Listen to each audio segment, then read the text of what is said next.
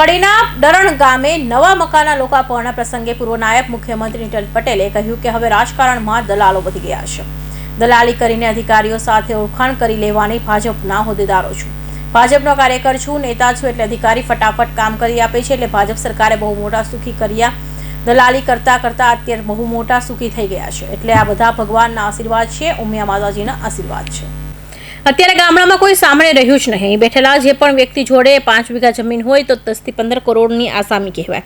પહેલાં મને કરીને આપવું પડતું, ત્યારે ભગવાને એવું ગોઠવું છે કે બધું ઓટોમેટિક જ વધી જાય. હું બધા બિલ્ડરો અને દલાલોને ઓળખું છું. જમીનનો દલાલો મોટરસાઇકલ લઈને ફરે, પાનના ગલ્લા ઉપર મેઢા ચોકડી હોય અને અમારા કડીનો કરણનગર રોડ હોય.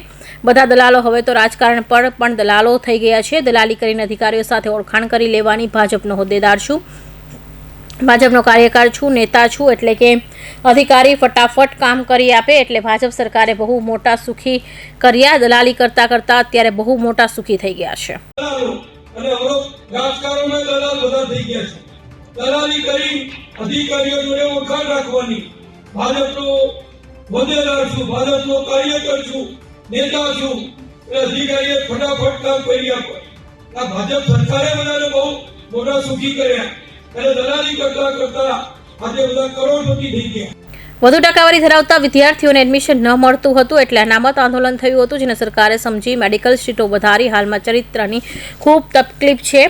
90% લોકો લાલચુ હોય છે. ગામડામાં સ્કૂલો ચલાવવી અઘરી છે, પરંતુ શિક્ષણ વિના નહીં ચાલે. છોકરીઓ કેટલી જમીન છે એ નહીં પૂછે. ભારતના નાણામંત્રીએ બજેટ રજૂ કર્યું, જેમાં મેડિકલ કોલેજની 10,000 સીટો દર વર્ષે વધશે. અનામત આંદોલન કેમ થયું? 90, 92, 95% લાવવાની બિન અનામત વર્ગના વિદ્યાર્થીઓને એડમિશન નહોતું મળતું, એટલે વિદ્યાર્થીઓના વાલીઓને અસંતોષ થતો હતો. એને કારણે આંદોલન થયું હતું. નરેન્દ્રભાઈ મોદી સરકારે મેડિકલની બેઠકો વધારી, એટલે વિદ્યાર્થીઓને હવે વિદેશમાં અભ્યાસ માટે જવું નહીં પડે તેમ જણાવ્યું હતું. કૌશિક પટેલનો report, Hind TV news, Surat.